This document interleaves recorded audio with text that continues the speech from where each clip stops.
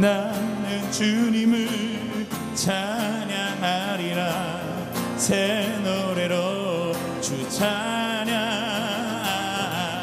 나는 주님을 찬양하리라.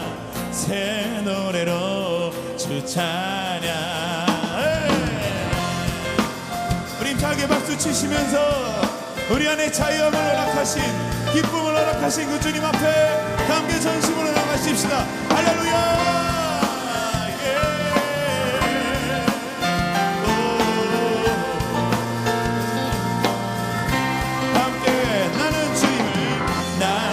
주님을 찬양하리라. 새 노래로 주 찬양. 나는 주님을 찬양하리라. 새 노래로. 다시 한번. 나는 주님을 찬양하리라. 새 노래로 주 찬양. 주님을 찬양하리라. 새 노래로 주 찬양. 온 만방 뜻하여서 주님을 기뻐하리. 두 손을 높이 들고서 주님을 경배하리.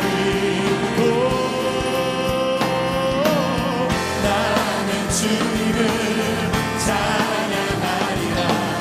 새 노래로 주 찬양. 나는 주님을 찬양하리라. 새 노래로. 다시 한번 고백할까요? 나는 주님을 찬양하리라. 새 노래로 주 찬양. 주님을 찬양하리라. 새 노래로. 함께 온 만방 뜻하여서 주님을 기뻐하리. 두 손을 높이 들고서 주님을. 다시 한번 전심으로 고백할까요? 온 만방 뜻하여서 주님을 기뻐하리. 두 손을 높이 들고서 주님을 경배하리. 함께. 나는 주님을 찬양하리라. 새 노래로 주 찬양. 나는 주님을 찬양하리라. 새 노래로. 다시 한번 전심으로. 나는 주님을 찬양하리라.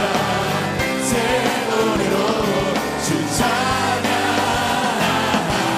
나는 주님을 찬양하리라. 새 노래로. 함께 두 손을 높이 들고 찬양. 찬양. 찬양. 다시 한번 찬양. 찬양. 찬양. 찬양. 다시 한번 전심으로.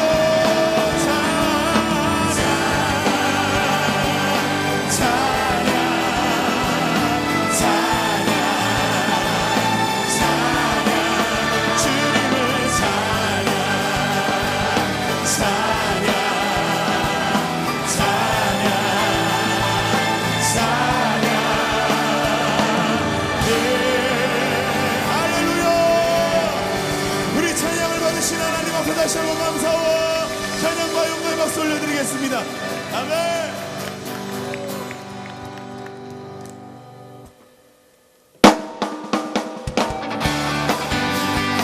우리 하나님이 선하신 분이십니다. 믿으십니까?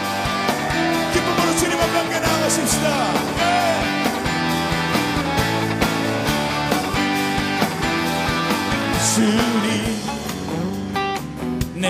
선하신 분 고와 같은 날 구해 주의 자녀 삼아 주셨네. 아멘. 다시 한번 주님 주님이요 내게 선하신 분 별을 던지시고 내 죄 세지 않으시네.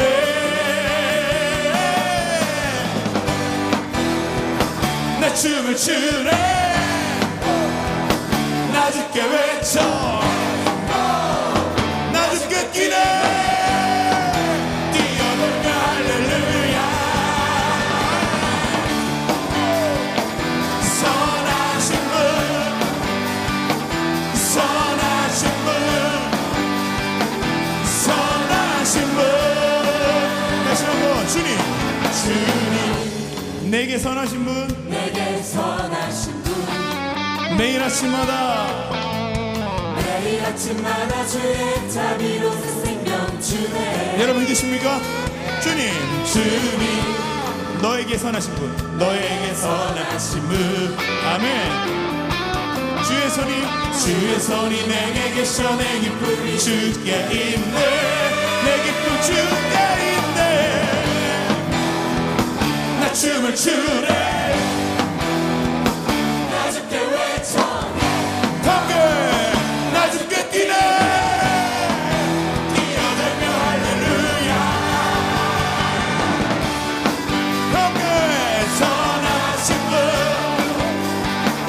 선하신 분 선하신 분 오직 주님이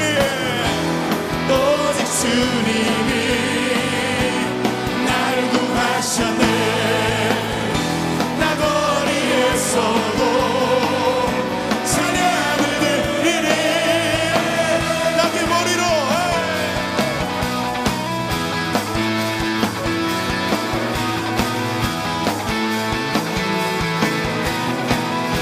함께 선하신 분 선하신 분 선하신 분 선하신 분 다시 한번 선하신 분 선하신 분 우리 하나님은 선하신 분 너의 하나님은 선하신 분 나의 하나님은 선하신 분. 자 박수 치면서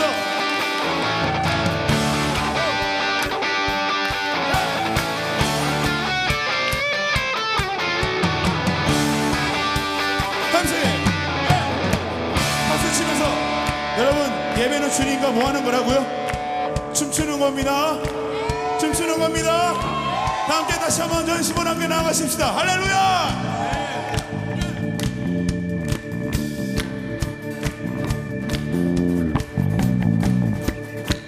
함께 주참이 춤추게 하네 모든 것 다 내 찬양에 춤을 추며 주참이 감사해 주 영광 외치게 하네 온 땅에서 주 높이며 주의 영광 소리쳐 찬양해 넘쳐 흐르는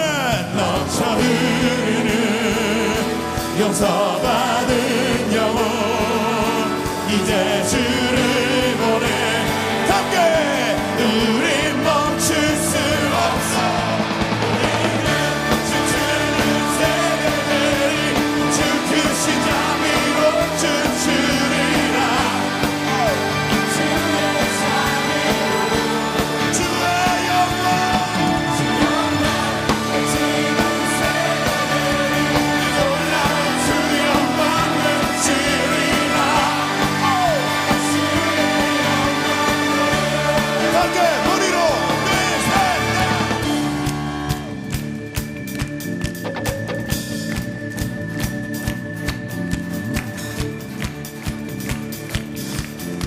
자 다시 한번 있는 힘을 다해서 주 영광 주 참이 춤추게 하네 모든 것 다해 찬양해 춤을 추며 주 참이 감사해 주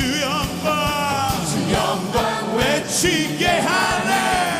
땅에서 주 높이며 주의 영 소리쳐 찬양에 넘쳐 흐르는 용서받은 영혼 이제 주를 고백하게 우리 멈출 수 없게 주 큰 시장으로 춤추리라 주의 자비로 주 영광 놀라운 주 영광을 지리라 주의 영광을 기타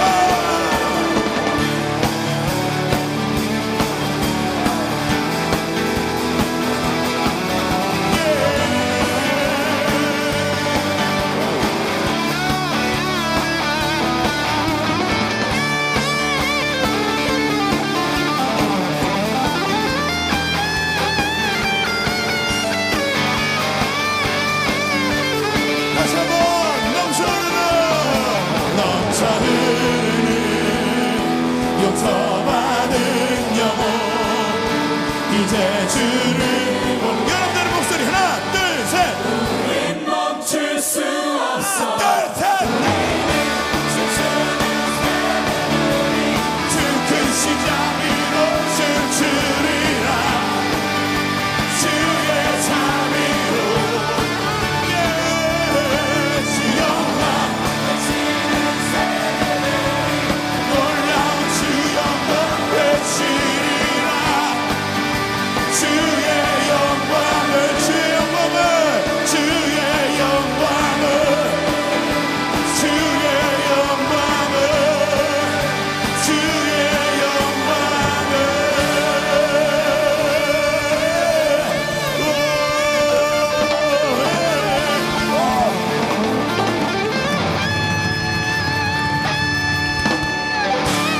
다시 한번 하나님 앞에 감사의 박수 영광 돌리시겠습니다. 더 큰 박수 영광 돌리십시다. 아멘.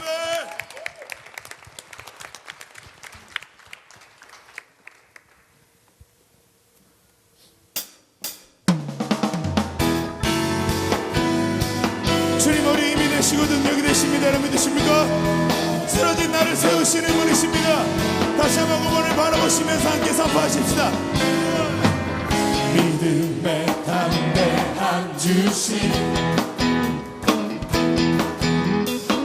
주의 선하신 말 안에 언제나 곁에 계셔 언제나 곁에 계셔서 나를 인도하여 주시네 주님의 선하신 주님의 은혜 지금까지 날 인도하신 주님의 자비로 나 고백하며 일어서리 주님의 은혜와 주님의 사랑 나는 포기하지 않으리 주님의 자비로 나 고백하며 일어서 함께 주님의 은혜로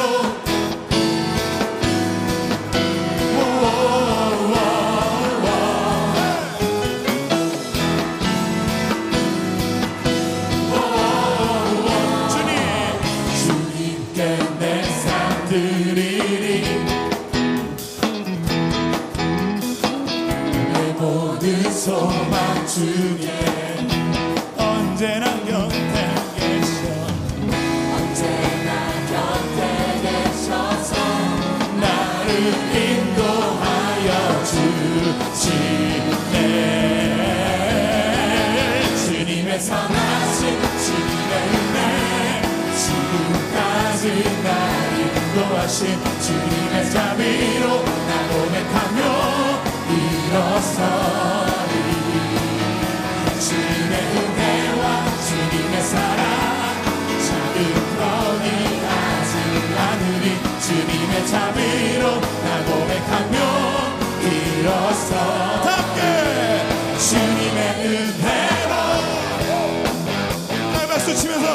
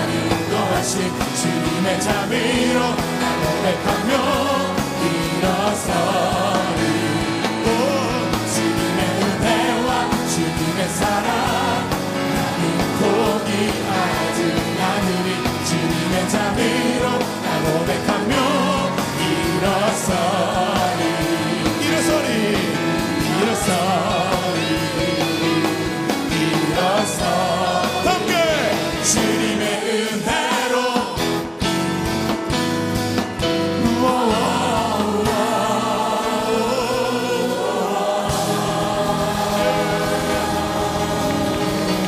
할렐루야. 우리 능력 되신 주님을 찬양합니다. 아멘.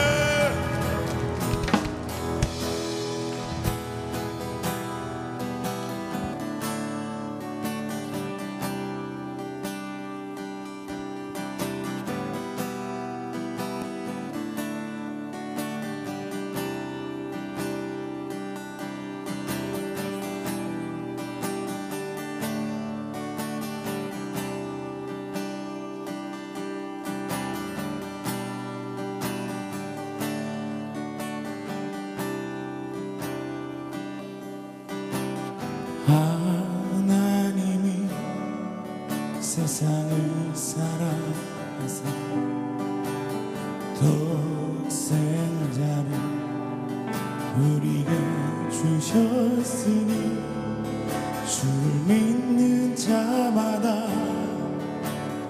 멸망치 않고 영원한 생 얻으리. 하나님이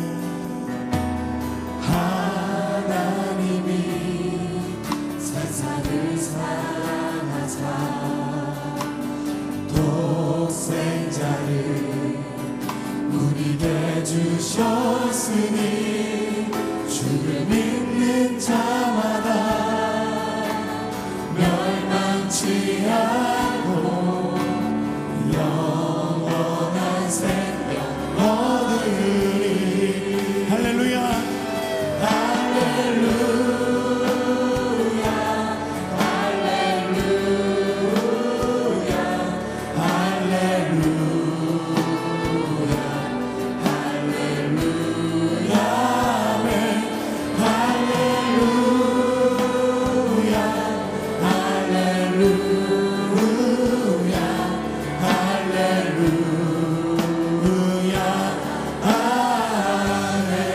다시 한번 하나님이 세상을 사랑하사 독생자를 우리에게 우리에게 주셨으니 주를 믿는 자마다 멸망치 않고 영원한 생명. 다시 한번 믿음으로 고백할까요? 하나님이 세상을 세상을 사랑하사 독생자를 우리에게 주셨으니 주를 믿는 자마다 멸망치 않고 영원한 생명. 함께 두 손을 높이 들고 할렐루야.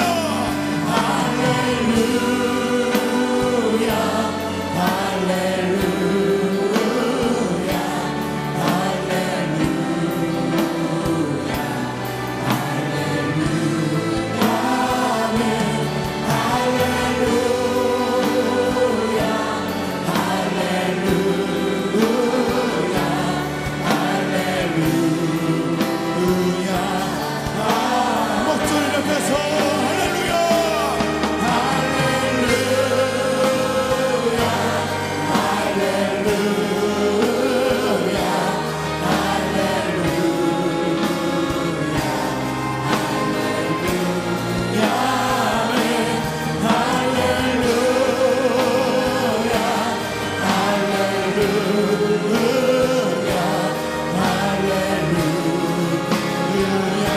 다시 한번 할렐루야.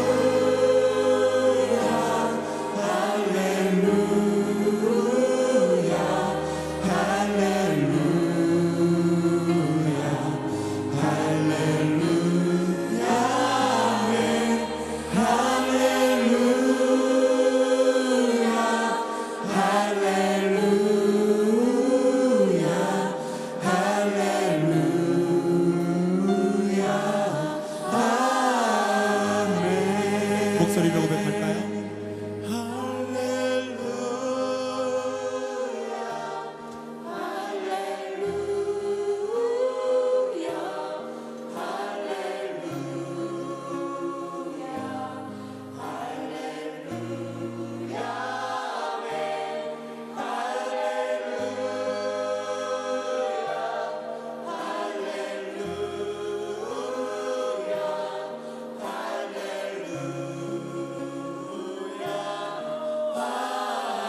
우리 여러분들의 목소리로 할렐루야.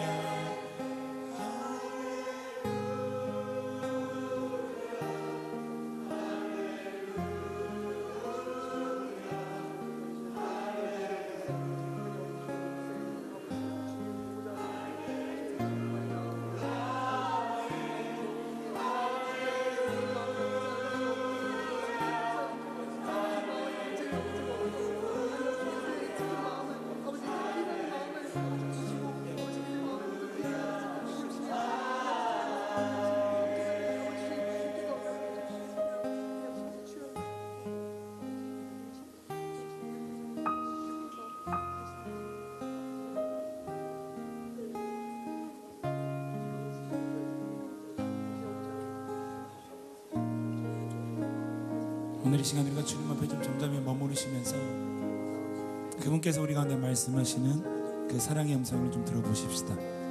우리 오늘 이 시간에 오셔서 그 함께 하시는 그 하나님이 우리를 만지실 것입니다. 하나님께서 우리 가운데 말씀하실 것입니다. 우리가 두 귀를 열어드리시고 좀 마음을 열어드리시면서 오늘 이곳 가운데 임재하신 하나님께서 우리 가운데 말씀하여 주시는 그 하나님의 음성을 오늘 이 시간 우리가 함께 듣도록 하겠습니다. 잠잠히 머무르십시오. 하나님 앞에 모든 마음을 열어드리십시오. 주님 말씀하시옵소서.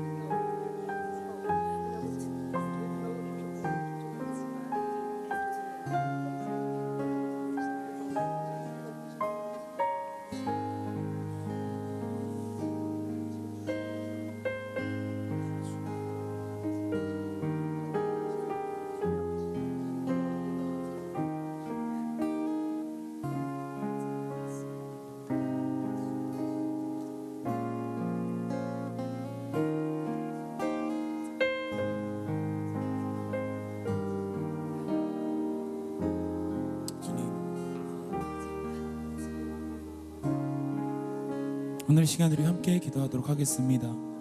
우리 서로 옆 사람 손을 좀 함께 좀 잡고 다시 한번 기도하실 때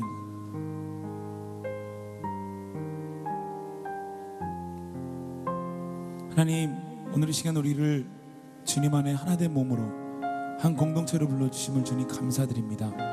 하나님, 너무나 연약하여서 주님 앞에 죄 지은 것밖에 없는 부끄러운 인생들이지만 그런 저희를 택하시고 불러주셔서 하나님, 오늘 이 시간 주님의 그 영광된 자리 가운데 우리를 불러주심을 주님 감사드립니다.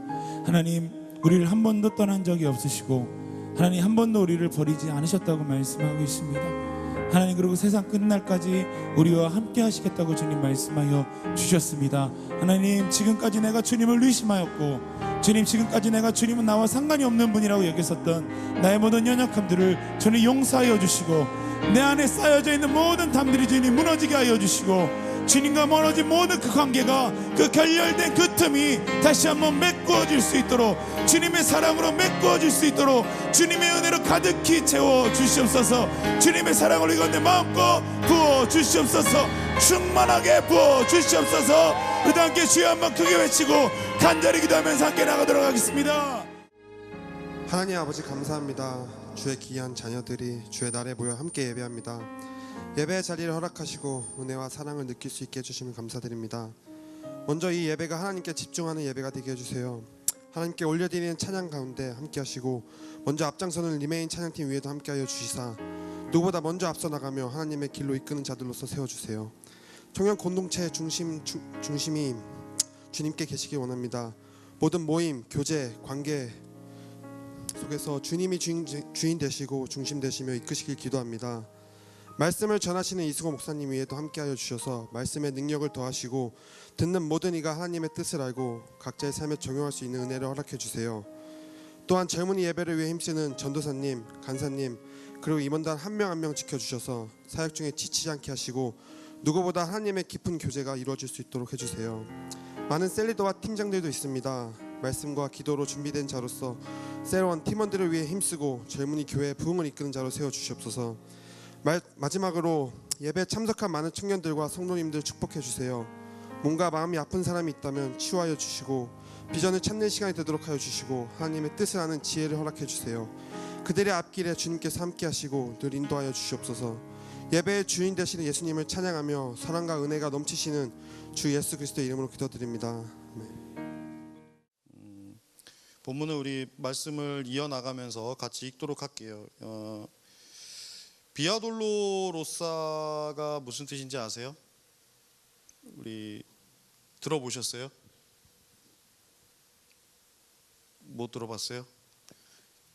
비아돌로로사라는 말은 슬픔의 길, 고통의 길이라는 뜻입니다. 그러니까 예수님이 겟세마네 언덕에서 기도하시고 그 다음에 유다의 배반으로 잡히시고 난 다음에 그때부터 시작해서 십자가에 죽으시기까지의 그 길, 그 여정을 우리가 비아 돌로로사라고 보통 이야기를 하고, 여러분들이 예루살렘의 성지순례를 가면 그 길을 이렇게 따라갈 수 있도록 되어 있습니다. 여러분들 많이 가보십시오. 꼭 예루살렘에 꼭 한번 가보십시오. 가보셨어요? 못 가보셨어요? 네. 꼭 안 가보신 분들은 돈 알바 열심히 해서 돈 많이 모으셔서 가시기 바랍니다. 300만 원 정도면 갈 수 있다고 하는데 꼭 가시고요. 자, 오늘은 그래서 이 비아돌로로사 첫 번째 시간으로 누가복음 22장 47절부터 시작해서 한 절 한 절 우리 강해 설교처럼 한 절 한 절 우리가 좀 보면서 어떻게 예수님이 십자가의 길까지, 십자가의 길을 따라서 십자가에 못 박히시러 가셨는지를 살펴보도록 하겠습니다. 누가복음 22장 47절을 한번 볼게요. 말씀하실 때에 한 무리가 오는데 12 중에 하나인 유다라 하는 자가 그들을 앞장서 와서라고 말하고 있습니다. 여러분, 이제 그 예수님이 겟세마네 언덕에서 기도하시고 내려오시자마자 유다가 여러 대제사장과 그 다음에 유대인 지도자들이 보낸 그 사람들을 데리고 예수님을 잡으러 옵니다. 근데 22장 47절을 가만히 보면 유다가 그들의 앞장서서 왔어요. 그러니까 유다라고 하는 사람이 예수님을 배신한 거죠. 여기서 이제 질문을 하나 드릴게요. 왜 배신자가 필요했을까? 예수님 잡으려면 그냥 가서 야 예수님 잡아와라 그러면 되잖아요. 꼭 굳이 유다가 필요할 이유가 뭐가 있을까요? 왜 하필이면 유다가 배신을 해야만 예수님이 잡히셨을까요? 유다가 한 거는 사실 별거 없거든요. 유다가 한 게 뭐죠? 저 사람이 예수님이다 라고 말한 거밖에 없어요. 그런데 왜 굳이 유다가 필요했을까? 유다가 왜 필요했을까요? 아마도 당시에는 인터넷도 없고 사진도 없고 쉽게 말하면 야 저기 겟세마네 거쪽에 가서 우리 누구 잡아와라 그러면 누군지 모르는 사람들이 더 많았을 수도 있어요. 안산에서 김씨 아저씨 좀 찾아와 그러면 찾기가 힘들 수도 있죠. 우리 꿈의 교회 와서 거기 이 목사 찾아와 그러면 이 목사 누구지? 그럴 수도 있어요. 오늘날에는 뭐 인터넷도 보고 TV도 보고 얼굴도 알고 찾아가고 이러니까 찾을 수 있을지 모르지만 예전에는 전혀 모르니까 누군가가 예수님이 어디에 있는지 그리고 누가 예수인지를 정확하게 지목할 사람이 필요했던 거예요. 그래서 유다가 필요했던 모양이에요. 그런데 여기서 이제 중요한 거, 유다는 그러면 왜 배신을 했을까? 이쪽 유대인 지도자들은 유다라고 하는 예수님을 꼭 집어서 저 사람이 바로 당신들이 찾고 있는 그 예수다라고 집어줄 사람이 유대인 지도자들은 필요했는데 왜 가룟 유다는 왜 배신을 해야만 했을까요? 가룟 유다는 왜 예수님하고 같이 3년 동안 같이 한솥밥 먹고 살았는데 왜 배신을 해야 했을까요? 성서는 우리에게 정확한 이유를 이야기하지 않습니다. 다만 신학적으로 몇 가지 가설이 있습니다. 여러분에게 그 가설을 간단하게 소개하면, 첫 번째는 탐욕설입니다. 돈 때문에, 돈에 대한 탐욕 때문에, 돈을 너무나 벌고 싶어서, 돈 많이 갖고 싶어서 예수님을 배신했다. 첫 번째. 여러분은 어떤 게 여러분에게 믿어지는지 한번 해보세요. 두 번째는 가장 많이, 그러니까 완전 반대, 신앙 고백설이 있어요. 그러니까 뭐냐면, 하나님의 일을 하기 위해서 예수 그리스도가 십자가에 죽으셔야만 하는데, 그러기 위해서는 누군가가 배신을 해야만 하고, 그 하나님의 뜻에 따라서 유다가 그냥 그 흐름에 따라서 하나님의 뜻에 순종하면서 나아갔다. 완전히 유다를 거꾸로 생각하는 거죠. 배신자가 아니라 유다가 어떤 그 하나님의 일에 순종한 사람으로 생각하는 그러한 가설도 있습니다. 나중에 유다복음서라는 게 발견돼서 이런 것들을 이야기를 하죠. 그 다음에 세 번째는 민족주의적인 야망이 있었기 때문에 그렇다. 이게 무슨 뜻이냐면, 이 유다는 이스라엘이 해방되기를 원했는데, 이스라엘이 해방되려면 무엇인가 사건이 필요한 거예요. 그리고 예수님이 이 유대를 해방시키실 것 같은데 일을 안 하시니까 예수님을 체포하게끔 만들면 예수님이 완전히 기적으로 모든 그 로마와 이런 모든 것들을 전복시킬 수 있을 것처럼 생각을 해서 유다가 이렇게 예수님을 배신했다라고 이제 해석하는 거예요. 그러니까 배신을 해서 예수님이 그게 몰리면 예수님이 어떤 능력으로, 마치 바다를 걸어가셨던 그런 능력으로 완전히 세상을 바꿀 것 같은 그러한 생각이 있었다라고 하는 것이 세 번째 가설입니다. 여러분은 어떻게 생각하십니까? 저는 신학자로서 조금 다르게 해석을 합니다. 그건 뭐냐면, 심리학 용어 중에 여러분들이 들어보셨을지 모르겠지만 죄수의 딜레마라고 하는 용어가 있어요. 게임 이론 중에 하나인데요. 죄수의 딜레마라는 이론이 있어요. 뭐냐면, 죄수 두 사람이 이제 잡혀와요. 그러면 취조실을 따로따로 해서 방에다가 넣습니다. 그 사진 보여주세요. 안 나오나? 예. 저런 식으로. 되게 우울하네. 오늘 주제가 우울해서 되게 우울한 것 같아요. 여러분, 이제 이 주제가 우울하잖아요. 일종의 비극인데요. 이 고대 그리스 사람들은 이 비극을 읽고 비극을 보면서 카타르시스를 느꼈어요. 여러분들이 이 비극적인 이야기를 통해서 오늘 카타르시스를 느끼시기 바랍니다. 비극적인 이야기 안에 아이러니가 있어요. 뒤집어지는 게 있거든요. 그것을 통해서 여러분들이 오늘 은혜 많이 받으시기 바랍니다.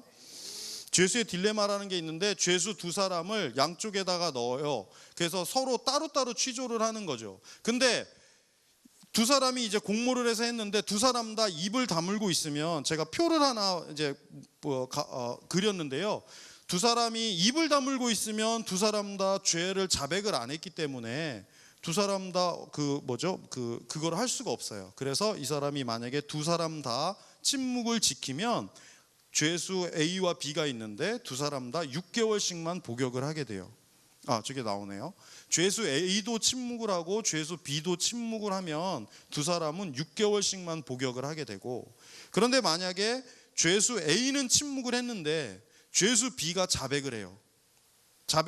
그런 거 있잖아요. 야, 너 다 자백하면 너는 용서해 주겠다. 근데 얘는 암소리 안 했으니까 내가 자백을 하면 나는 해결이 되는데, 내 옆에 있는 저쪽 방에 있는 친구는 10년을 복역을 하게 되는 거예요. 반대도 마찬가지. 내가 침묵했고 저 사람이 만약에 자백을 해버려요. 배신을 하는 거죠. 그러면 내가 10년을 살게 되는 거예요. 근데 두 사람 다 자백을 해요. 맞습니다. 그리고 양쪽 다 자백을 하면 두 사람 다 5년씩 복역을 하게 돼요. 자, 어떤 게 제일 좋겠어요? 6개월씩 복역하는 게 제일 좋겠죠. 두 사람 다 죄수 입장에서. 그죠? 근데 죄수 입장에서 6개월씩 복역하면 좋겠는데 죄수가 그 자리에 딱 앉아 있으면 무슨 생각이 들 것 같아요? 내가 만약에 침묵을 지켰어. 근데 저쪽 방에 있는 저놈이 다 불어. 그러면 나 혼자 10년 살잖아요. 그러면 뭘 선택할 것 같아요? 내가 먼저 불어야 되겠다. 그래서 이게 뭐냐면 사람이 그렇게 양쪽에 있으면 누구나 다 최종적으로는 어떻게 되냐면 양쪽 다 자백을 하고 결국은 5년씩 복역을 한다는 거예요. 이게 일종의 게임의 법칙이고 이렇게 선택을 할 때 자기에게 유리한 선택을 하는 거예요. 그래서 이제 배신을 하는 거죠. 맞습니다. 아닙니다. 저는 안 했고요. 저 친구는 했습니다. 막 이런 식으로 배신을 하는 거죠. 여러분 제가 재밌어하는 게임 중에 PC라는 게임이 있는데 그게 똑같아요. 내가 나쁜 카드를 내가 상대방하고 카드를 교환해야 되는데 내가 나쁜 카드가 있고 좋은 카드가 있어요. 그러면 내가 뭘 줘야 되겠어? 서로 카드를 교환해야 돼요. 나한테 좋은 카드와 나쁜 카드가 있어요. 그럼 나는 뭘 줄까요? 당연히 나쁜 카드를 주겠죠. 상대방이 나쁜 카드 주면 똑같이 나쁜 카드 받는 거고 상대방이 좋은 카드를 주면 나는 이득이잖아요. 자, 무슨 말이냐면 무조건 상대방에게 줄 때 배신하게 되어 있어요. 무조건 나에게 유리한 쪽으로 해석하게 되어 있다는 거예요. 인간이 기본적으로 이기적이기 때문에 배신을 한다는 거예요. 이 이론이 너무 어렵나? 너무 복잡해요? 제가 왜 이 얘기를 하냐면 유다가 배신을 한 이유는 철저하게 자기가 살려고 했기 때문이라는 거예요. 유다는 내가 살기 위해서 다른 사람들을 배신했다고 저는 생각을 하거든요. 일반적으로 돈에 집착하는 사람들이 그렇게 배신을 하거든요. 유다는 그래서 배신자인 거예요. 왜 배신했느냐? 내가 살려고. 왜 자기가 살려고 했느냐? 이제 예수님이 막판에 오니까 많은 종교 지도자들에 의해서 아무래도 이 제자들과 함께 다 같이 죽을 것 같으니까 유다는 배신을 한 거예요. 그래서 유다는 자신이 제자가 아니라는 것을 분명히 밝히려고 48절에 이렇게 성경에 이렇게 기록되어 있어요. 예수께 입을 맞추려고 가까이 하는지라 예수께서 이르시되 유다야 내가 입맞춤으로 인자를 파느냐 하시니. 굳이 예수님을 지목할 때 입을 맞춘 이유가 뭘까요? 그냥 이렇게 나무 뒤에 숨어가지고 그럼 되잖아. 저기 저 사람이에요, 저 사람. 그러면 제자들은 내가 배신한지 모르잖아요. 그죠? 가가지고 몰래 숨어가지고 이렇게 하면 되잖아요. 근데 왜 가서 입을 맞추고 자기 뒤에 그 군사들을 다 데리고 와가지고 입을 맞추면서 대놓고 배신을 하는가? 나는 이제 제자와 동일하지 않다는 거예요. 나는 이제 예수님과 완전히 분리된다는 거죠. 예수님과 분리되어야 자기가 살 것 같으니까 유다가 배신했다고 저는 생각을 합니다.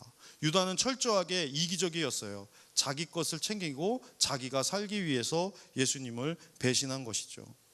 그래서 예수님의 모든 제자들이 다 죽을 것 같았어요. 예수님뿐만 아니라 다. 근데 예수님의 제자들은 어떻게 됐죠? 다 도망쳤죠. 살아났죠. 그리고 이제 유다는 어떻게 되겠어요? 제자들도 다 죽어야 되는데 제자들이 살았어요.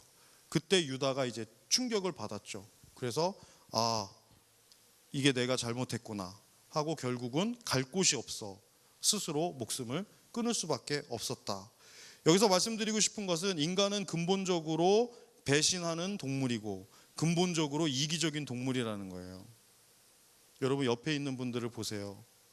여러분들을 배신할 사람들인 거예요. 그러나 우리 예수님은 배신을 하지 않으십니다. 이게 중요한 거예요.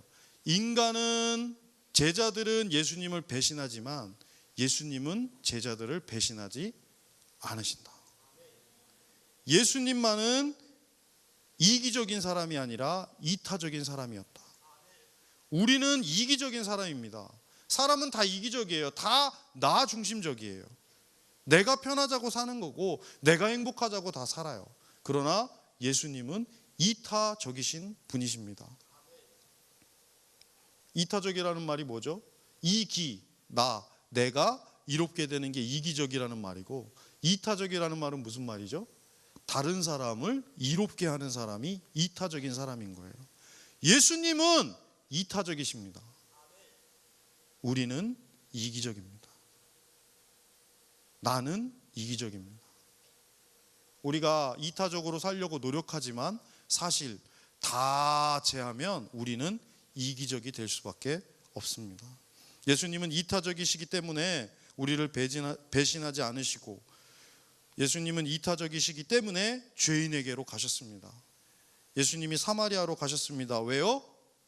이타적이시기 때문에. 예수님이 십자가를 지셨습니다. 왜요? 자신이 편하자고, 자신이 살자고? 왜 예수님이 십자가를 지셨죠? 이타적이시기 때문에 우리를 위해 죽으셨다, 이 말입니다. 여러분, 저는 여러분에게 교회에 와서 사람을 보면 여러분들이 실망할 수 있습니다. 교회에 와서는 사람을 보면 안 됩니다. 교회에 와서는 예수 그리스도를 보아야 합니다. 그래야 실망하지 않습니다. 사람을 보면 배신당해요. 옆에 있는 사람이 배신할 사람이야. 보란 말이야. 돈 1,000만 원만 빌려줘봐. 그 옆에 있는 사람한테. 두 사람의 관계가 얼마나 가나. 다 이기적인 거예요. 돈 1,000만 원, 돈 500만 원 왔다 갔다 해봐요. 두 사람 사이 금방 갈라집니다. 인간은 기본적으로 이기적이에요. 나 중심적이에요. 그러나 교회에서 예수님을 봐야 돼요. 예수님은 배신을 하지 않으시고 예수님은 이타적이시기 때문에 예수님은 절대로 우리를 실망시키지 않습니다. 많은 사람들이 교회에 와서 왜 예수님한테 막 뭐라 그래요? 왜 나를 이렇게 힘들게 하십니까? 왜 나를 이렇게 고통스럽게 하십니까? 왜 나에게는 여자친구가 없습니까? 왜 나는 결혼을 못합니까? 왜 나는 남자친구를 안 주십니까? 왜 우리 집은 이렇습니까? 왜 내가 다니는 학교는 이렇습니까? 왜 나의 직업은 이렇습니까? 하나님한테 막. 그런데요, 여러분, 그 모든 원인들을 가만히 돌아보면은요, 대부분 나의 이기심에서 나오는 욕망들입니다. 나의 이기심에서 나오는 욕망들이에요.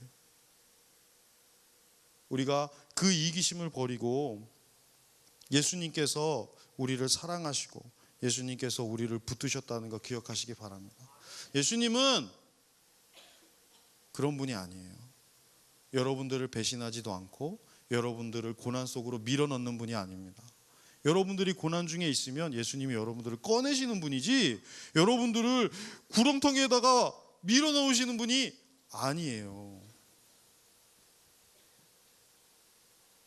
예수님은 여러분들을 꺼내시는 분입니다. 왜 예수님한테 날 잡고 구렁텅이에 밀어넣냐고 그렇게 울부짖지 마십시오. 오히려 구렁텅이에 있으시다면 예수님 절 좀 꺼내주십시오. 예수님 저 좀 힘듭니다. 꺼내주십시오 라고 기도하는 여러분 되십시오. 그 안에서 막 울부짖고 왜 날 여기로 밀었어요? 예수님도 당황하실 거야. 내가 안 밀었어. 당황하셨어요? 나 안 밀었어요. 여러분, 왜 날 여기다가 밀었냐고. 왜 날 이렇게 만들었냐고. 예수님, 내가 안 그랬는데. 우리가 스스로 나의 욕망에 빠져서 나의 죄악의 덫에 빠져서 그 안으로 들어가 놓고 왜 우리가 우리 예수님을 욕하는지 모르겠습니다. 예수님은 우리를 구원하시는 분이지 우리를 그곳으로 밀어넣는 분이 아닙니다. 여러분, 예수님 붙드십시오. 예수님밖에 없습니다. 교회 오면 오직 예수밖에 없는 거예요. 교회는 오직 예수만 있어야 됩니다. 목사? 없어도 돼. 전도사? 없어도 돼. 셀리더? 없어도 돼. 누구만 있어야 돼요? 예수님이 있어야 돼요. 여러분, 예수님 만나십시오. 예수님이 구원자입니다. 저는 그냥 그 예수님의 말씀을 증거하는 광야에 외치는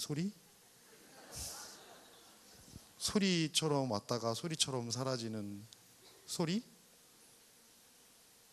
예수님만이 남으시기 바랍니다. 여러분이 예배드리고 집에 가면 예수님만 가지고 돌아가셨으면 좋겠어요. 친구들하고 만나서 셀 모임하면서 뭐 이것저것 가십거리 얘기하고 그런 것만 남아가지고 집에 가면 그럼 뭐예요? 예수님이 남아야죠. 오늘도 예수님 만났다. 오늘도 예수님한테 위로받았다. 오늘도 우리 예수님이 나를 사랑해 주셨다. 예수님의 귀한 자녀되는 여러분 되시기 바랍니다. 예수님만이 여러분의 친구가 되십니다. 예수님의 이타심에는 한계가 없습니다. 우리 인간에게는 한계가 있어요. 우리 크리스찬들은 이타적으로 살려고 노력하잖아요. 다른 사람 도와주면서 살려고 노력하잖아요. 그런데 거기에는 한계가 있어요. 그래서 이렇게 막 아무리 해주려고 해도 잘 안 돼요.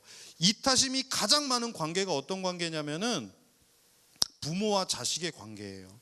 부모가 자식에게는 굉장히 큰 이타심을 갖고 있어요. 그래서 자식이 뭐 해달라고 하면 다 해줘요. 거꾸로 자식과 부모 관계는 어때요? 아무것도 안 해줘요. 자식한테 뭐 해달라고 그래도 별로 해주는 거 없어요. 그러나 부모가 자식에게는 정말 이타적입니다. 그런데 우리 예수님의 이타심은 그 부모가 자식에게 해주는 것보다 몇백 배, 몇천 배 큰 줄로 믿습니다. 아이들이 뭐 해달라고 하면 부모는요 다 해주게 되어 있어요. 저도 얼마 전에 우리 딸내미들이 핸드폰을 다 망가뜨려가지고 핸드폰 사달라고, 약정도 안 끝났는데 지금 해지하고 그러면 돈 많이 물어야 되는데, 그래가지고 또 인터넷 뒤져가지고 또 그 비싼 핸드폰을, 나는 라면 먹고 얘네들은 핸드폰 사주고. 그게 부모예요. 여러분 다 그래. 지금 여러분 좋은 옷들 입고 있죠. 부모님이 다 라면 드시면서 사주신 거예요. 정말 여러분들 키우시려고 다 라면 드시면서 사주신 거예요. 여러분들 학교 가르치시려고 다 라면 드시면서 사주신 거예요. 비싼 라면도 못 드시고 2개도 못 먹고 하나밖에 못 먹고. 그 부모님 여러분 사랑하십시오. 잘 섬기십시오. 그런데 그 부모님의 그 사랑보다, 부모님의 그 이타심보다, 부모님의 그 내리사랑보다 더 큰 사랑이 우리 예수 그리스도의 사랑인 줄로 믿습니다. 여러분, 예수님만 붙드십시오. 오직 예수.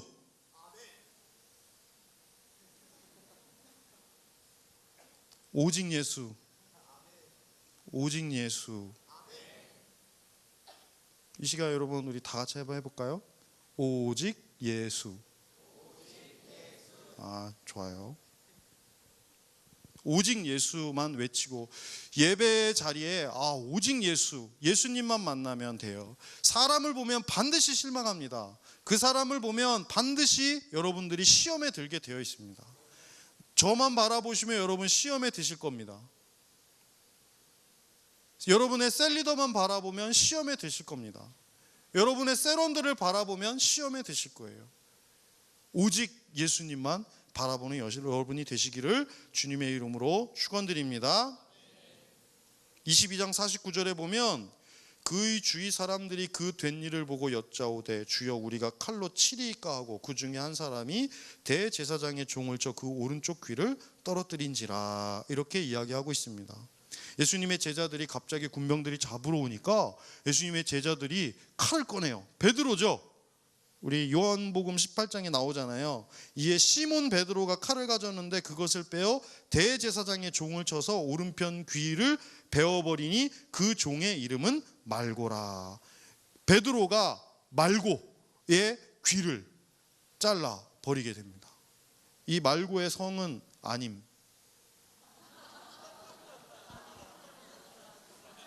아님 말고.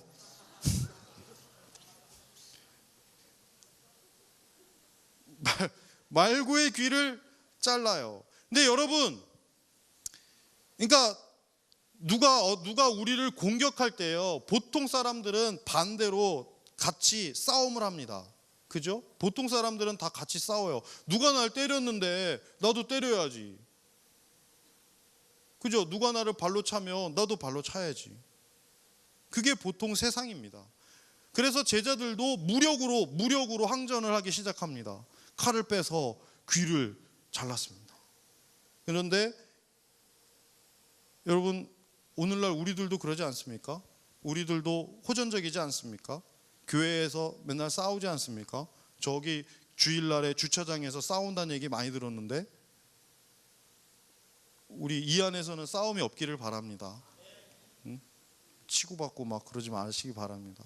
사람은 근본적으로 호전적이에요. 아주 얌전한 사람도요, 자기보다 훨씬 더 약한 사람을 만나면은요, 막 괴롭히고 폭력적으로 변해요.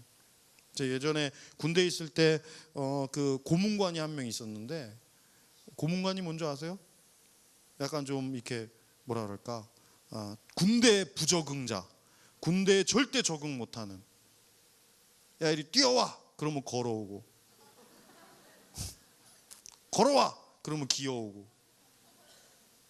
기어와! 그러면 뛰어오는 절대 부적응, 그런 친구가 있어요. 그러니까 제가 이제 그런 친구가 있었는데, 처음에 왔을 때 저랑 한 1년 정도 차이가 나는데, 왔을 때 뭐 막 이렇게 하고 맨날 뭐 이렇게, 왜 이등병들은 여러분 아시는지 모르겠지만 이렇게, 야 누구 그러면 이병 이렇게 하게 되어 있거든요. 근데 얘는 그걸 못 하는 거예요. 야 이승호 그러면은 이래요. 그러니까 막 군대 그 부대 전체에서 완전히 얘가 막 많이 맞았어요. 그런데 그래서 얘는 너무 순한 사람인 줄 알았거든요. 화도 안 내고. 근데 1년쯤 지나서 얘가 상병쯤 되니까 어떻게 될까요? 얘가 군기를 잡는 거야, 애들을. 야, 너 안 뛰어? 자기도 걸으면서 너 걸어와? 막 이래요. 되게 웃겼어요. 사람이 자기보다 약한 사람을 약하고 낮은 사람 만나니까 금방 호전적으로 변하고 공격적으로 변하더라고요. 그 전까지만 해도 너무 얌전한 사람이었는데 어느 날 갑자기 막 공격적으로 변해요. 그리고 걔가 막 누구 애들을 괴롭히는 거야. 옆에서 보고 있으면서 와, 어떻게 저럴 수가 있지, 사람이 저렇게 돌변을 할 수가 있지, 그런 생각을 했어요. 사람은 누구나 다 호전적이라 그 말이에요. 그런데 예수님은, 사람은 배신을 하지만 예수님은 배신하지 않으신 것처럼 사람은 호전적이에요. 다른 사람을 공격하는 성향이 있어요. 그런데 우리 예수님께서는 반대예요. 우리 예수님께서는 어떤 분이시냐면, 누가복음 22장 51절에 예수께서 일러 이르시되 이것까지 참으라 하시고 그 귀를 만져 낫게 하시더라. 참으라. 예수님은 참으시는 분인 거예요. 우리는 누군가를 공격하는 사람이지만 우리 예수님은 참으시는 분입니다. 여러분, 옛부터 이런 말이 있습니다. 참을 인자 셋이면 살인도 피한다라고 하는 말이 있습니다. 성서에는 마태복음 18장에 보면, 그때 베드로가 나와 이르되 주여, 형제가 내게 죄를 범하면 몇 번이나 용서하여 주리이까? 7번까지 하오리이까? 예수께서 이르시되 내게 이르노니 7번뿐 아니라 7번을 70번까지도 할지니라. 7번씩 70번. 몇 번이죠? 77이 49, 490번을 용서해 주래요. 이 말을 베드로가 묻고, 베드로는 뭐라고 그랬어요? 7번 정도 용서해 주면 됩니까? 그랬어요. 근데 그 베드로가 딴 사람 오자마자 칼 빼들고 귀를 잘랐어요. 7번 용서해 주면 됩니까? 라고 교만 떨더니 누가 오자마자 칼 빼들고 그냥 휘두른 거예요.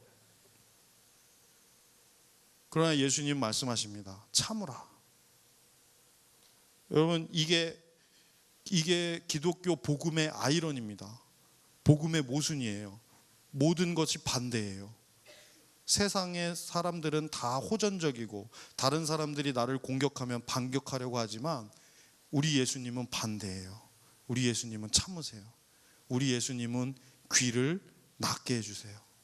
나를 공격하는 자들, 나를 잡아가는 자들을 우리 예수님은 용서하세요. 그 예수님 오늘 이 시간 만나시기 바랍니다. 그 예수님이 여러분의 예수님 되시기 바랍니다. 그 예수님, 오직 예수를 여러분들이 붙들고 나아가는 오늘 이 시간 되시기 바랍니다. 마지막으로 누가복음 22장 52절에 보면 예수께서 그 잡으러 온 대제사장들과 성전의 경비대장들과 장로들에게 이르시되 너희가 강도를 잡는 것 같이 검과 몽치를 가지고 나왔느냐. 내가 날마다 너희와 함께 성전에 있을 때에 내게 손을 대지 아니하였도다. 그러나 이제는 너희 때요 어둠의 권세로다 하시더라. 예수님이 이제 묻습니다. 너희가 나를 강도 취급하냐? 내가 너네 성전에서 가르치고 사람들 이렇게 치유하고 이런 거 다 봐놓고 칼과 뭉치를 들고 와가지고 지금 나를 잡아러 왔느냐 하시면서 그들을 공격하지 않고 뭐라고 말씀하시냐면 지금은 너희들의 때다. 지금은 어둠의 때다 라고 말씀하십니다. 이게 다시 또 역접이에요. 뭐냐면 역접이래. 아이러니. 지금은 어둠의 때다. 그러니까 지금 예수님이 잡히는 이 비아돌로로사의 이 길은 어둠의 길입니다. 비극의 길입니다. 근데 이 비극의 길은 다시 말하면 생명의 길입니다. 이게 이제 또 반대인 거예요. 이제는 너네 어둠의 때다. 그러나 예수님께서 십자가에 죽으시고 예수님께서 부활하시면서 생명의 시대, 예수님의 시대가 된 겁니다. 지금은 무슨 시대예요, 그러면? 지금은 무슨 시대예요? 지금은 예수님의 시대예요. 예수님이 부활하셨잖아요. 부활을 믿는 사람들은 지금이 예수님의 시대인 거예요. 여러분 지금이 어느 시대입니까? 예수님의 시대입니다. 그런데 많은 사람들이 어둠의 시대에 그대로 있습니다. 지난주에 말씀드렸잖아요. 해방이 됐는데 해방된지 모르고 사는 거예요. 여러분들이 예수님 시대에 살고 있는데 세속의 시대처럼 살고 있는 거예요. 지금 우리는 예수님의 시대에 살고 있는데 세속의 사람처럼 살고 있는 거예요. 바울도 이것 때문에 갈등하고 고민했습니다. 조금 긴데 한번 제가 읽어보겠습니다. 로마서 7장에 내 속 곧 내 육신에 선한 것이 거하지 아니하는 줄을 아노니 원함은 내게 있으나 선을 행하는 것은 없노라. 내가 원하는 바 선은 행하지 아니하고 도리어 원하지 않은 바 악을 행하는도다. 만일 내가 원하지 아니하는 그것을 하면 이를 행하는 자는 내가 아니요 내 속에 거하는 죄니라. 그러므로 내가 한 법을 깨달았노니 곧 선을 행하기 원하는 나에게 악이 함께 있는 것이로다. 내 속사람으로는 하나님의 법을 즐거워하되 내 지체 속에서 한 다른 법이 내 마음의 법과 싸워 내 지체 속에 있는 죄의 법으로 나를 사로잡는 것을 보는도다. 오호라 나는 공고한 사람이로다. 이 사망의 몸에서 누가 나를 건져내랴. 우리 주 예수 그리스도로 말미암아 하나님께 감사하리로다. 그런즉 내 자신이 마음으로는 하나님의 법을 육신으로는 죄의 법을 섬기노라. 아멘. 사도 바울의 고백입니다. 아마 여러분들의 고백일 수도 있습니다. 여러분들은 예수님의 시대에 살고 있습니다. 여러분들은 세속의 시대가 아니라 예수님의 시대에 살고 있습니다. 이 아이러니를 극복하십시오. 세속에 나가면 전혀 예수님의 시대처럼 이 세상이 되어 있지 않습니다. 그러나 그곳이 예수님의 나라입니다. 그곳이 예수님의 시대입니다. 오직 예수님 붙드는 여러분 되십시오. 이 아이러니를 여러분이 깨달으십시오. 사람은 배신하지만 예수님 배신하지 않으시고, 사람은 다른 사람을 공격하지만 예수님은 사랑으로 품으십니다. 이 세상이 세속의 시대, 어둠의 시대인 것처럼 보이지만 사실 이 세상은 예수님의 시대입니다. 하나님의 나라입니다. 이 아이러니를 여러분 마음속에, 이 아이러니 깨닫는 여러분 되십시오. 오직 예수님 붙들고 돌아가는 이 시간 되시기를 주님의 이름으로 축원합니다. 기도하겠습니다. 하나님, 우리는 너무나 이기적입니다. 나밖에 모릅니다. 우리는 너무나 공격적입니다. 타인을 죽이려고 하고 공격하려고 하고 괴롭히려고 합니다. 이 세상은 또한 어둠의 권세가 사로잡고 있는 것 같습니다. 그러나 주님, 우리 예수님은 우리를 배반하지 않으시고 우리를 사랑하시고 우리를 지키시는 줄로 믿습니다. 우리 예수님은 다른 사람을 공격하지 않고 참으시고 사랑하시고 품으시는 줄로 믿습니다. 그리고 이 시대는 예수님의 시대인 것을 믿습니다. 이 예배의 자리에서 오직 예수님을 만나고 돌아가게 하여 주시옵소서. 이 자리에서 예수님만 남게 하여 주시옵소서. 이 모든 말씀 예수님의 이름으로 기도드렸습니다. 아멘.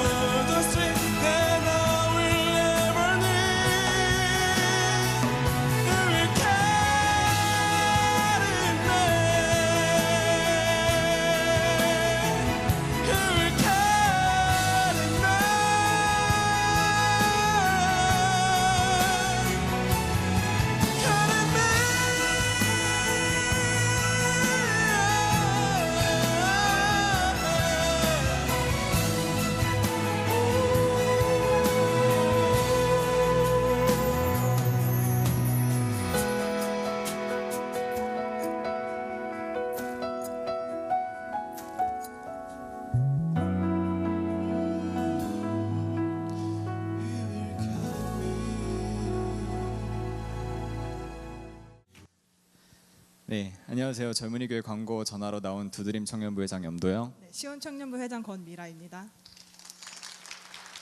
네, 가장 먼저 이번 주에 등록하신 분들 먼저 소개를 해드릴게요. 두드림 먼저 소개해드리겠습니다.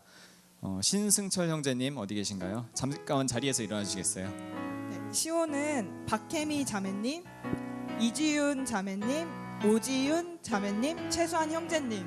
네, 잠깐 일어나 주시겠어요? 자리에서. 네, 저희 일어나서 다 같이 축복합니다로 축복해드리겠습니다. 축복합니다. 축복합니다. 주님의 이름으로 축복합니다.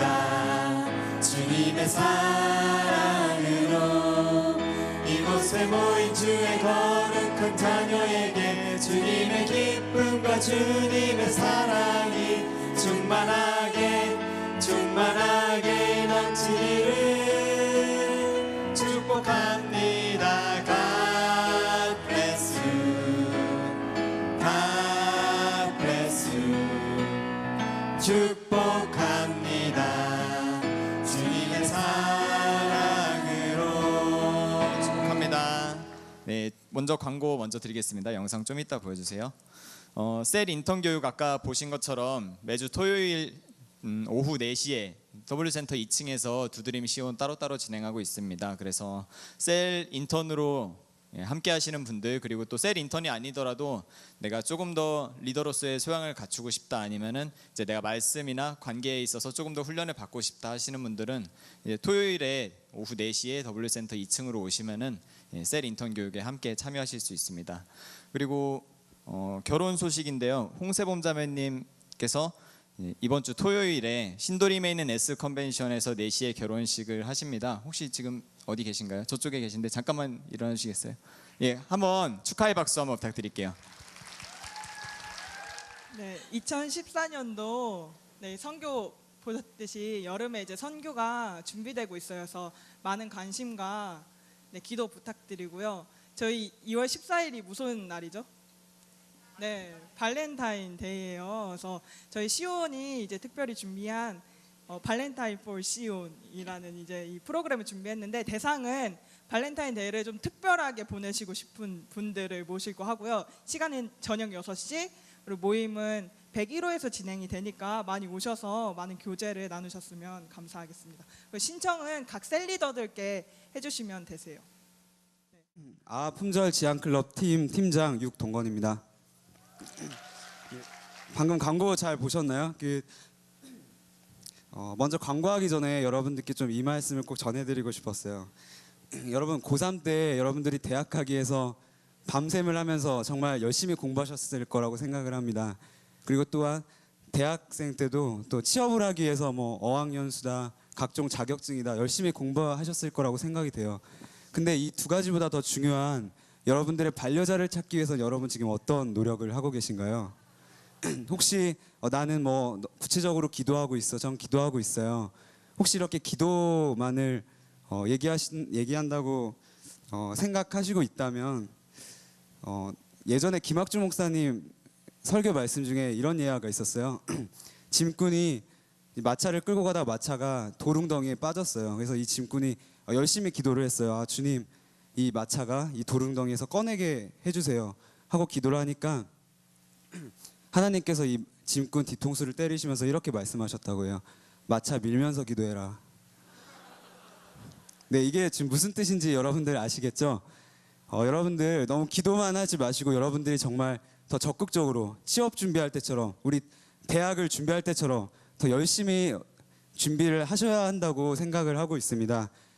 근데 또 이런 노력들이나 어떤 방법을 모르시는 우리 형제 자매님들이 많으실 거라고 생각이 돼요.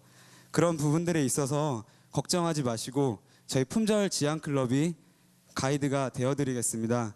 저희가 지금 계획을 하고 있는 게 우리 청년부, 조금은 조심스럽지만 저희 청년부 내에서 또한 타 교회에서 같이 소개팅과 미팅을 계획을 하고 있어요. 그래서 광교 레인보우 힐과도 지금 접촉 예정 중에 있고, 또 타 안산 이름을 아직 거론하기는 좀 조심스럽지만 타 교회하고도 지금 접촉 예정에 있습니다. 그래서 저희가 다음 주부터 부스 운영을 할 계획이에요. 앞에서 예배당 입구에서 부스 운영하면서 신청서도 받을 예정이고 또 모바일 신청서도 각 셀리더들에게 배포해서 여러분들이 그 스마트폰으로 그냥 신청만 해주시면 저희가 받을 수 있도록 그렇게 진행을 할 예정입니다. 또 마지막으로 하나만 더 말씀드리면 저희 아품절 지안클럽 팀원을 또 모집 중에 있어요. 이런 것들을 같이 계획하고 같이 진행해 나갈 또 팀원들이 많이 필요한 실정입니다. 그래서 저희 그 팀 소개가 그 모바일 주보에도 자세히 나와 있거든요. 저 연락처도 나와 있고 자세히 나와 있으니까요. 그걸 좀 이용해 주시면 좋겠고요. 팀원 지원도 많이 부탁을 드리고 앞으로 진행하게 될 그 소개팅 미팅 이 신청도 많이 해주시길 부탁드리겠습니다. 감사합니다. 다 같이 일어나서 우리 무너진 내 마음에 우리 하나님 앞에 찬양을 올리고 우리 제가 기도하고 예배 순서를 마치도록 하겠습니다.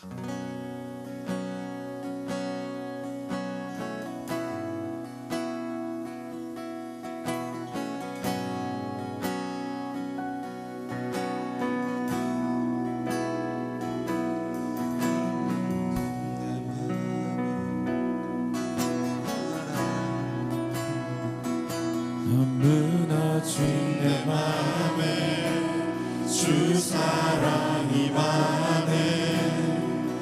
나의 눈을 열어 주 보게 하시네. 길 잃은 날 위해 성령 간구하사 나의 눈을 열어 주 보게 하시네. 주 보게 하시네. 주의 나라 오리라. 주께서 부르실 때 소망과 영광을 주의 뜻 이루소서.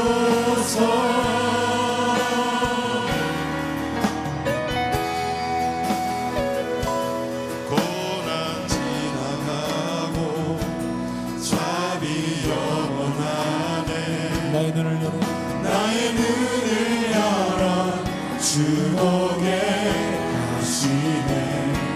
주를 찬양하며 기쁨의 길 가리.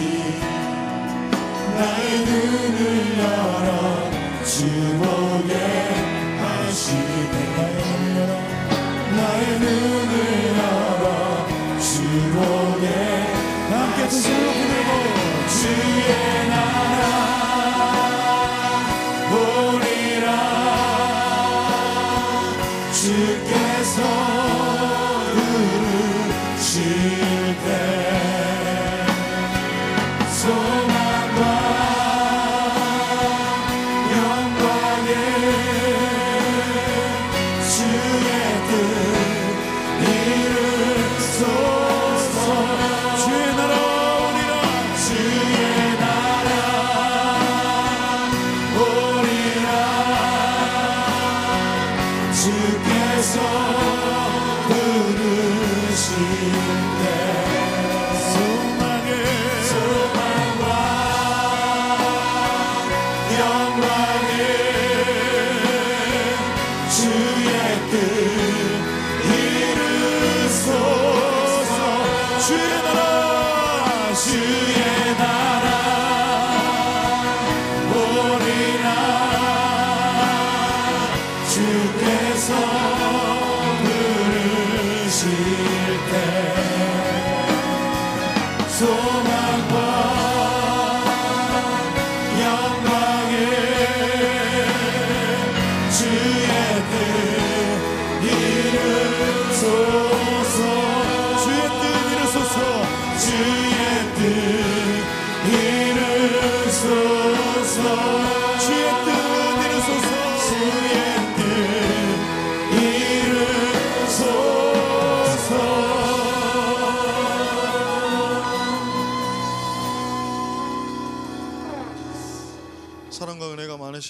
주님 앞에 귀한 예물을 드립니다.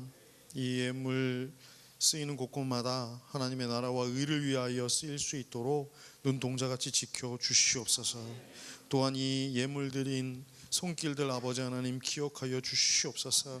한 사람 한 사람 기억하여 주시고 저들의 기도 제목 받아 주시옵소서. 저들의 마음속에 오직 예수가 가득하게 하여 주시옵소서. 그 예수로 말미암아 우리가 치유받고 축복받고 물질적으로 어려움도 해결될 수 있도록 도와 주시옵소서. 이들의 삶 속에 오직 예수만 붙드는 삶이 되게 아버지 하나님 지켜 주시옵소서.